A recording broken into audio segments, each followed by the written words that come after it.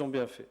Ensuite, renforcer le fonctionnement des assurances crédit à l'export pour permettre à des entreprises de commercer sur un certain nombre de marchés. Quand vous voyez les entreprises tunisiennes qui regardent n'importe quel marché en Afrique, la Cotunas est incapable de donner 1 millime de garantie sur n'importe quel marché en Afrique subsaharienne, parce qu'ils n'ont pas la capacité d'instruire les dossiers. Mouche parce que tous les clients sont insolvables, parce que ce n'est évidemment pas le cas. Le quatrième grand chapitre, c'est le financement. Il s'agit de renforcer les mécanismes de création et de financement d'entreprises en fonds propres, donc en capital et en crédit, à tous ces stades. D'abord au stade de la création, l'idée d'ADS c'est de lancer concomitamment, qui m'a dit institutions de microfinance, 10 grands incubateurs de projets avec des équipes proactives qui cherchent à encadrer des jeunes et qui cherchent à monter des projets. Et il faut en fait démultiplier cet effort. Et moi je dis 10, mais il en faut peut-être beaucoup plus. Mais 10 me semble raisonnable au démarrage et à mon avis c'est tout à fait faisable. Et je tiens à dire qu'aujourd'hui nous avons un environnement réglementaire qui a récemment évolué et qui permet de le faire sans grand risque. Deuxième point sur le volet financement, il faut absolument engager la mise à niveau du secteur bancaire avec des créances accrochées importantes, avec le tiers de ces créances accrochées qui sont dans le secteur du tourisme.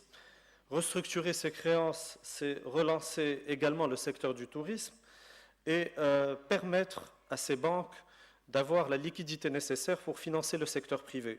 Aujourd'hui, ce qu'il faut savoir, c'est que les banques ont mis un coup de frein à leur activité et trouvent du mal à financer la PME dans leur cycle d'exploitation et même dans leur activité d'investissement. Et le problème qu'on a en Tunisie, parce qu'on entend ici et là, à juste titre, le débat qui s'installe au niveau de la dette de la Tunisie, le problème qu'on a en Tunisie, il faut le savoir, c'est la dette de nos entreprises. Nos entreprises sont endettées et elles ont du mal à restructurer leur bilan. Donc le mix fonds propres dette doit être une bonne réponse à cette problématique. Ensuite, restructurer le secteur des assurances pour développer les mécanismes d'épargne, notamment à travers des produits d'assurance vie, parce que ce qu'il faut, en fait, c'est créer de l'épargne et faire de sorte que cette épargne soit longue et soit orientée vers le secteur productif et non spéculatif. Alors, à ce titre, non spéculatif, ça veut dire peut-être qu'il faut taxer davantage les plus-values immobilières, parce que toute l'épargne des Tunisiens, dans l'achat du terrain avec des prix qui ont flambé. Et quand je dis ça, on me dit toujours, oui, mais c'est le tiers des prix en Algérie ou au Maroc. Oui, mais c'est 3 fois le prix que ça devrait être au stade de l'économie actuelle en Tunisie. En 4, stimuler davantage le marché financier pour le rendre plus efficient et en faire un outil non spéculatif, mais plutôt de financement des entreprises, et renforcer les mécanismes de garantie de la Sotugar pour financer les activités d'investissement. Ensuite, je vais citer très vite, pour ne pas prendre de votre temps, quelques points qui concernent l'environnement réglementaire et fiscal et qui, de notre point de vue, sont des mesures qui peuvent être prises rapidement et avoir une influence effective et rapide sur l'efficience de nos entreprises. D'abord, reconduire les primes à l'investissement aux jeunes promoteurs, celles relatives à l'encouragement de l'innovation et de mise à niveau, en reprenant tous ces avantages, mais en faisant des textes simples et faciles à mettre en œuvre. Parce qu'aujourd'hui, c'est très très compliqué, c'est illisible, et souvent les gens abandonnent ce chemin très très compliqué. Ensuite, le remboursement systématique du trop perçu de TVA, surtout en phase d'investissement. Tout le monde n'est pas fiscaliste, mais un chef d'entreprise dans la salle que je vois aujourd'hui et qui a été capable tous les 6 mois d'accueillir un contrôle fiscal, et puis à partir du moment que le contrôle fiscal est passé, il a été capable de récupérer sa TVA. Tout le monde ne peut pas le faire, et en fait c'est un facteur de non-compétitivité important, et l'État doit agir très très vite pour corriger cette distorsion.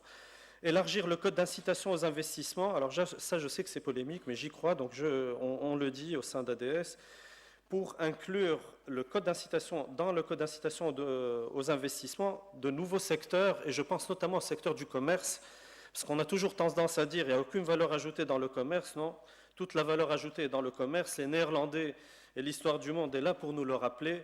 Un industriel, et même si je suis ingénieur, je dois concéder cela, un industriel ne vaut strictement rien s'il n'y a pas quelqu'un qui vend derrière, et toute la valeur ajoutée est dans l'activité commerciale.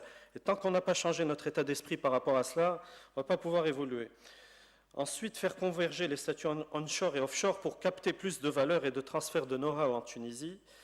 Encourager les IDE en supprimant l'accord du Conseil supérieur des investissements sur les investissements non stratégiques.